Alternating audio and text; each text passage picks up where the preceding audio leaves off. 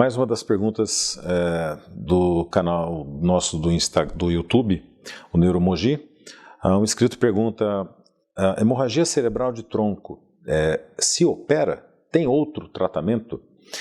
Normalmente as hemorragias de tronco cerebral podem estar associadas com picos altíssimos de pressão, porém alguns pacientes podem ter malformações vasculares de baixo fluxo, chamados angiomas cavernosos ou os cavernomas no tronco cerebral, e que eles podem sangrar.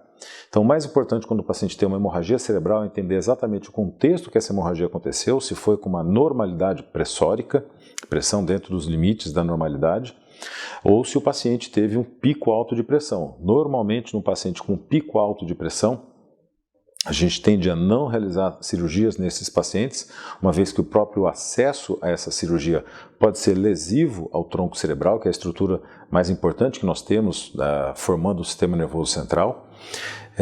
Porém, alguns casos de hemorragia, em que o paciente tem franca deterioração, ou seja, ele vai neurologicamente piorando, ele está razoavelmente bem e começa a piorar, esses pacientes podem sim necessitar de uma cirurgia para evacuar, para drenar esse hematoma, ainda que seja no tronco cerebral. Lembrando que se trata de uma das cirurgias mais complexas que nós temos, utilizando-se sempre das técnicas mais avançadas de monitorização fisiológica intraoperatória, assim como todo o arsenal, todos os equipamentos que nós precisamos para poder fazer a cirurgia menos agressiva ao tecido cerebral normal do paciente e mais resolutiva para retirar aquele hematoma do tronco cerebral. Outra pergunta, convulsão causa hemorragia cerebral? Na verdade, seria mais esperado o contrário. A hemorragia cerebral pode levar o paciente a ter uma convulsão. O problema é que, às vezes, esses eventos, hemorragia cerebral e convulsão, fazem parte de um mesmo espectro separado por muito poucos segundos. O paciente sangra na cabeça após um episódio de dor aguda, intensa de cabeça, refratária, e pode, na sequência, vir a convulsionar, desmaiar e convulsionar. A convulsão em si não causa hemorragia cerebral, porém, nos pacientes com o primeiro episódio convulsivo, é imperativo, é obrigatório que toda investigação neurológica seja feita para que sejam descartados os tumores cerebrais e as malformações vasculares do tecido cerebral. Principalmente porque esses pacientes podem ter essas doenças evoluindo ao longo da sua vida. No caso, principalmente das malformações, ele não nasce com ela. Ela vai acontecendo ao longo da vida. Então é importantíssimo sempre investigar um primeiro episódio convulsivo, porém, via de regra, é a hemorragia cerebral que dá a convulsão. Felizmente, os pacientes com convulsão não têm hemorragia cerebral via de regra. Aqui são duas perguntas que eu vou colocar na mesma, paciente com sequela de hemorragia cerebral tem cura? E doença neurológica tem cura? Bom, infelizmente, uma das características do tecido cerebral é a não regeneração. O sistema nervoso central, encéfalo e medula, ele não regenera. Infelizmente, a partir do momento que você tem a lesão induzida e definitiva sobre estruturas desta parte do tecido cerebral e medular, infelizmente esses pacientes não vão ter recuperação daquela área específica que morreu. Agora, existe área em volta da que foi acometida pelo processo qualquer que tenha sido, que levou aquele ponto específico profundo a ter um episódio de apoptose, que a gente fala que é a morte do tecido neuronal, e que esse tecido em volta, este sim pode ser recuperado. Por isso que muitos pacientes com AVC tendem a ter recuperação, por isso que muitos pacientes com tumores cerebrais, após a retirada, podem ter recuperação. Por isso que muitos pacientes com malformações vasculares do cérebro e da medula, após serem operados, podem ter a recuperação, porque aquela área que foi acometida pela doença, essa não recupera mais. Porém, o tecido em volta, é por isso que nós temos que brigar para poder fazer o melhor tipo de tratamento pelos pacientes, sem lesar essa estrutura adjacente à lesão principal do paciente. E duas últimas perguntas desse vídeo. O paciente pergunta, doutor, existe o tumor cerebral inoperável? E aqui ele faz questão em relação ao glioblastoma multiforme ser um tumor inoperável. Bom, quando a gente diz em tumor inoperável, a gente precisa entender que acho que são três principais coisas que nós temos que ter em mente.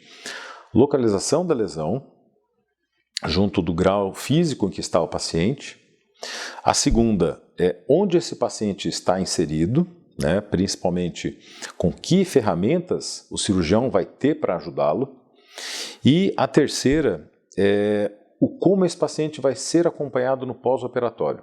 Essas são as principais variáveis para que a gente possa entender se a cirurgia vai agregar benefício para o paciente, uma vez que num contexto, por exemplo, de um paciente gravemente acometido pela sua doença, com já algum grau de sequelas neurológicas, de perda de movimento a tempo prolongado, como eu disse anteriormente, o cérebro não regenera. A área em volta pode regenerar, mas se esse paciente estiver muito comprometido, há uma chance, infelizmente, dessa recuperação não acontecer. Então, o momento em que esse paciente chega para o médico é importante.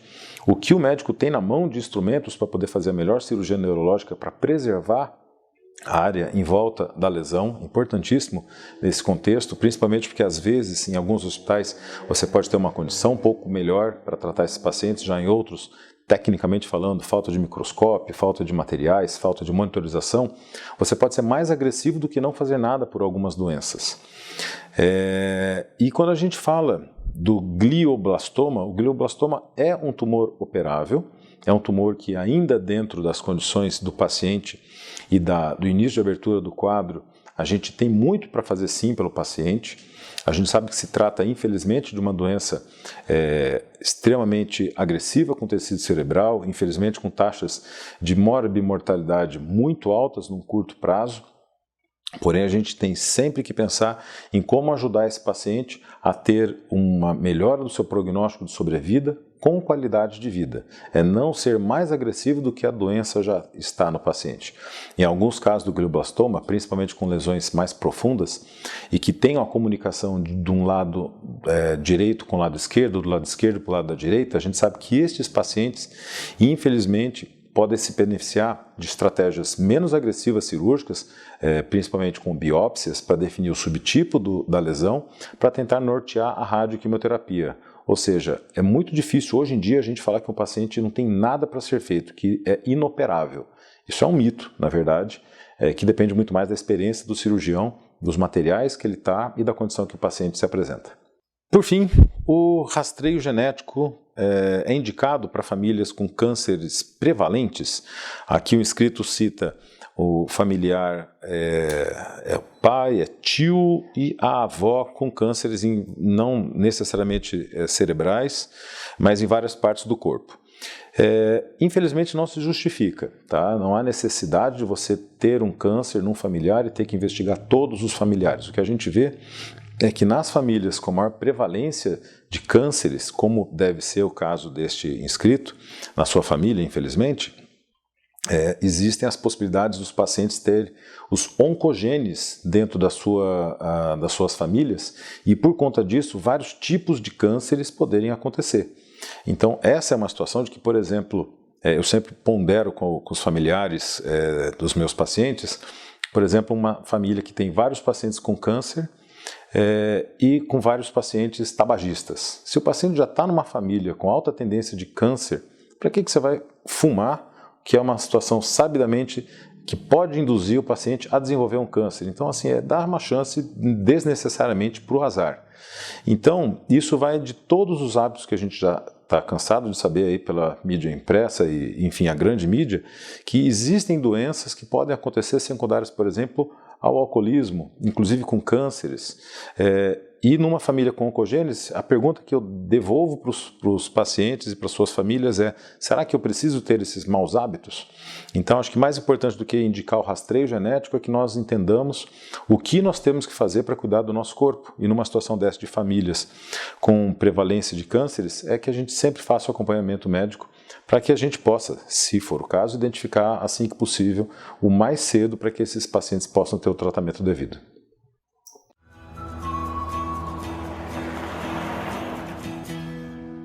Clínica de Neurocirurgia e Cirurgia Minimamente Invasiva, Neuromogi. Médico especialista responsável, Dr. Guilherme Prado.